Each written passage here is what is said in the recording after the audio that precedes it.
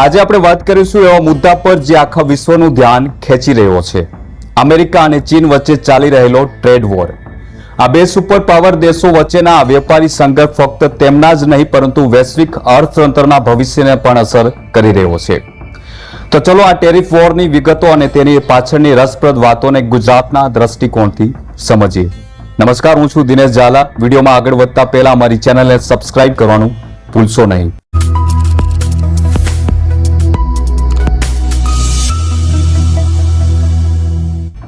America અને ચીન વચ્ચેનો ટેરિફનો ખેલ નવો નથી, પરંતુ તાજેતરના ઘટનાક્રમે આ વિવાદને નવી ઊંચાઈએ પહોંચાડ્યો છે। અમેરિકાએ ચીનના આયાતની સામાન પર 145%નો ભારે ટેરિફ લગાવ્યો છે। આનો સીધો અર્થ એ છે કે હવે ચીનનો સામાન અમેરિકામાં ખૂબ જ મોંઘો થઈ જશે। આના જવાબમાં ચીને પણ પીછેહટ ન કરતા 125% ટેરિફ લગાવ્યો છે। ચીનનું કહેવું છે કે હવે તે અમેરિકાના કોઈ પણ વધારાના ટેરિફનો સીધો જવાબ નહીં આપે।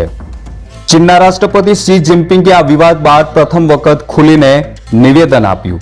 તેમણે સ્પેનના વડાપ્રધાન પેડ્રો સાથેની મુલાકાતમાં કહ્યું હતું કે ચીન કોઈની સામે ઝૂકતું નથી। છેલ્લા 70 વર્ષમાં ચીનનો વિકાસ સખત મહેનત અને સ્વનિર્ભરતાનું પરિણામ છે।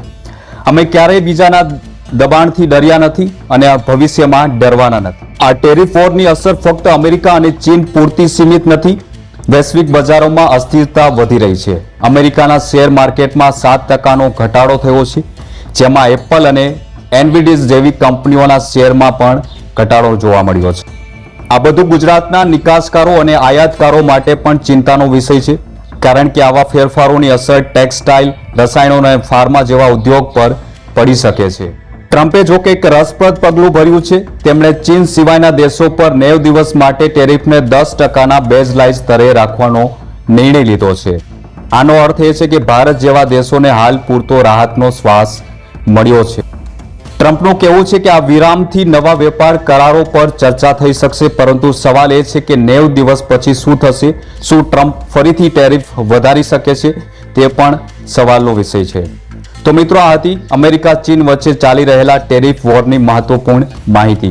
વિડીયો સારો લાગ્યો હોય તો લાઇક શેર જરૂર કરજો અને આવા જ મહત્વના વિડીયોઝ માટે અમારી ચેનલ સાથે જોડાયેલા